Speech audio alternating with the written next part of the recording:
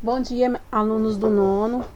Eu resolvi fazer essa aula aqui para vocês, um tarefão comentado, né, de geografia para vocês, para dar uma ajuda em algumas questões que eu acho importante a gente fazer uma revisão, certo?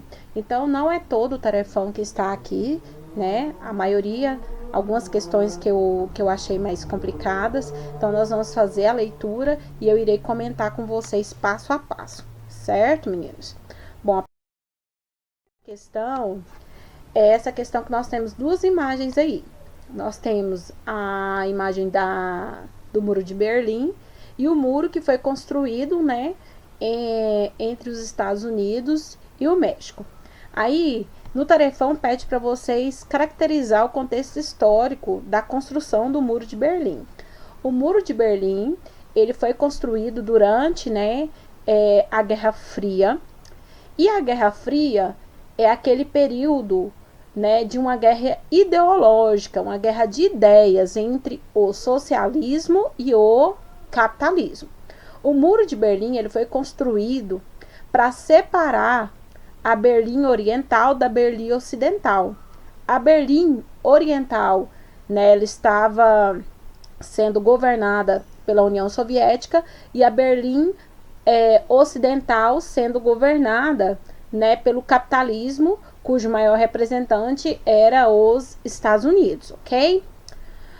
A letra B pede para vocês identificar dois aspectos relativos às tensões entre Estados Unidos e México. Primeiro aspecto, os Estados Unidos é um país desenvolvido, rico, enquanto que o México é um país pobre, subdesenvolvido, né?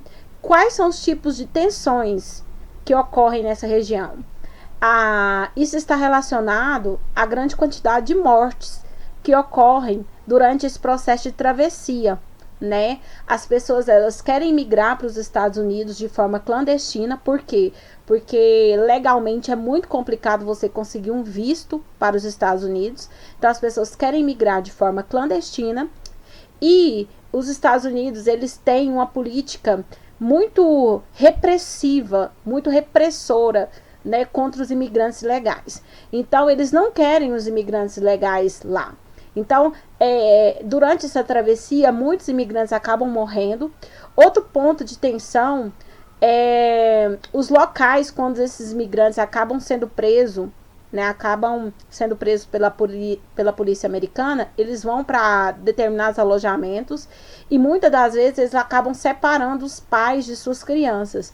E existem muitos vídeos mostrando o choro dessas crianças à noite. É ensurdecedor, é muito triste isso. Então, existem várias tensões entre os Estados Unidos e o México nessa questão da construção desse muro. A segunda questão que eu quero trabalhar com vocês é sobre essa questão dos refugiados, se não estiver enganado. Aliás, eu vou ler aqui a questão para a gente debater. Leia o texto para responder a questão. As pessoas tendem a fugir quando sentem que suas vidas e comunidades estão sob risco. Assim, uma grande movimentação de populações pode ser um sinal de alerta para a ameaça ou a concretização de um genocídio. Ou seja, o que significa isso? Né? Normalmente os refugiados, eles fogem por conta de perseguições, né? Por conta de perseguições étnicas. O que é uma perseguição étnica? É um grupo que está no poder e acaba perseguindo um outro grupo que tem uma cultura diferente, um idioma diferente, tem uma visão da vida diferente. Nós não temos muita dimensão disso, porque no Brasil todos nós, independente se estamos no sul ou no norte, nós temos uma visão de que somos, né, brasileiro. Então, assim, a gente não se vê diferente de outras pessoas. Mas, por exemplo, na África, a gente sabe que tem tribos inimigas, né, que convivem dentro do mesmo território. Então, eles sofrem perseguições étnicas. Mas os refugiados, eles não fogem apenas dessas perseguições étnicas. Eles fogem da fome, eles fogem de perseguições políticas, eles fogem de guerra, né? Então, todo esse contexto fazem com que as pessoas vão em busca de uma vida diferente em outro país. Aí ele pergunta para você, a partir da análise do texto e a compreensão de como a globalização tem gerado transformações econômicas, políticas, sociais e culturais, que altera a dinâmica espacial das diferentes regiões do mundo contemporâneo, afirma-se que: letra A. O sucesso moral quanto à ajuda aos judeus e a outros grupos étnicos e religiosos que já fugiam da perseguição nazista antes da Segunda Guerra e a necessidade de lidar com muitas pessoas deslocadas sem ter para onde retornar após a guerra, explicam a expansão do campo de refugiados no atual contexto de globalização mundial. Não. No atual contexto de globalização mundial, o aumento do número de refugiados não está ligado a essa questão. Está ligado ao que eu acabei de falar, perseguições étnicas, políticas, sociais. Letra B. A Convenção das Nações Unidas sobre o Estatuto dos Refugiados classifica a situação desse grupo como de responsabilidade dos governos locais. Daí as organizações dos direitos humanos serem desfavoráveis à determinação de políticas internacionais para resolver os problemas gerados pelos refugiados. É totalmente ao contrário disso. Nós sabemos que a ONU ela estuda, né, soluções, isso a nível mundial, para dar uma resposta a essa questão dos refugiados, porque não é um problema local, é um problema mundial. Aí, vocês leem as outras questões, vocês vão perceber, né, qual é a questão correta. Vou ler aqui outra questão importante aqui para vocês. Vamos aí para a questão 3. Nós temos a questão 3, um mapa.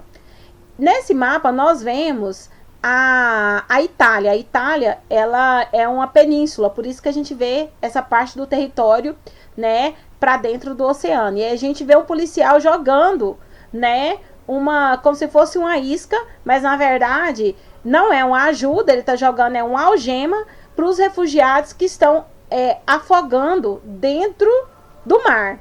Isso é uma verdade. Por que é uma verdade? Porque, infelizmente, o Mediterrâneo é o mar, né? É o mar em que o refugiado ele busca fugir tanto do continente da Ásia como do continente africano através do Mediterrâneo. E uma das rotas preferidas era através da Itália, certo?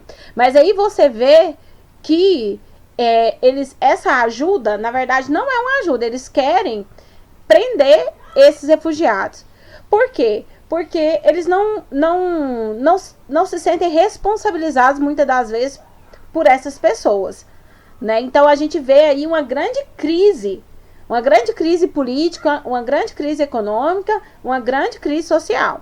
Aí ele fala aqui, a pergunta: com base em seus conhecimentos relativos à temática apresentada na figura, é correto afirmar que a crise econômica e a instabilidade política na Europa tem promovido a emigração forçada de europeus para outros continentes? Isso é errado. Essa migração, ela ocorre de países pobres, de continentes pobres, né, para o continente europeu, ou seja, a Europa está recebendo esses imigrantes, a Europa não está mandando imigrantes, certo? E aí vocês vão ver que tá bem fácil de vocês conseguir identificar a resposta correta, ok? Vamos para a próxima e última questão. Aí nós temos aí a perestroika é entendida como um processo de transformação global do sistema socialista da antiga União Soviética. Considerando esse processo de transformação, é correto afirmar que... Bom, então vamos falar um pouco sobre perestroika. Na década de 80, a Rússia, né, ela começa a viver uma grave crise econômica, certo? E diante dessa crise econômica, eles percebem que o socialismo não dá conta de responder, né, a essa crise. O socialismo não dá conta de resolver essa crise econômica. Então, Mikhail Gorbachev, como alguns preferem chamar, o presidente da União Soviética nesse período, de 1985 a 1991, resolve abrir, né, a União Soviética para algumas transformações em busca, em um momento de transição para a economia de mercado, ou seja, ele começa a sair do socialismo rumo ao capitalismo. Bom, e aí ele utiliza, né, de duas palavras russas, que seria perestroika e glasnost, certo? Então, perestroika significa reestruturação, ou seja, está buscando reestruturar a economia, né? E glasnost significa transparência, ok? Aí ele pergunta, sobre isso é correto afirmar que: letra A opção pela interdependência entre o aparelho do Estado e o aparelho partidário foi importante para o fim do autoritarismo vigente na esfera das instituições sociais e políticas. Primeiro, nunca houve uma interdependência entre o Estado e o partido. Por quê? Porque até hoje, na Rússia, né, isso é muito vinculado. Quem governa, né, o país está vinculado a um partido político. E o autoritarismo, ele não chegou ao fim na Rússia. Então, essa opção, ela está incorreta. Aí, a letra B. O incremento, ou seja, o aumento da indústria de armamentos em razão da posição hegemônica da União Soviética na Guerra Fria, gerou recursos importantes para a implementação de novas estratégias econômicas. Isso é falso. Por quê? Porque como a Rússia investia todo o capital na indústria de armas, e quem investe em guerra, em indústria de armas, não tem retorno, foi exatamente esse o motivo da União Soviética ter entrado em crise. Então, ela não gerou um aumento de recurso para implementar novas estratégias econômicas. Na verdade, essa indústria de armamento, ela foi a razão da crise econômica. Aí nós temos aí a glasnost, como abertura democrática, abriu caminho para a reforma do Estado e para discussões ideológicas e assegurou transformações básicas da economia soviética. Isso é verdadeiro, dando ajudinha para vocês. E a letra D, o crescimento da economia soviética nos anos 80 desse século, a taxas bastante elevadas, impulsionou o processo de transformação do sistema socialista. Não é verdade, né? A União Soviética não cresceu nos anos 80, pelo contrário, ela entrou em crise. Então, foi exatamente essa crise que fez eles saírem do socialismo para o comunismo. Tá ok, meninos? Boa semana para vocês, espero ter ajudado vocês a responder o tarefão.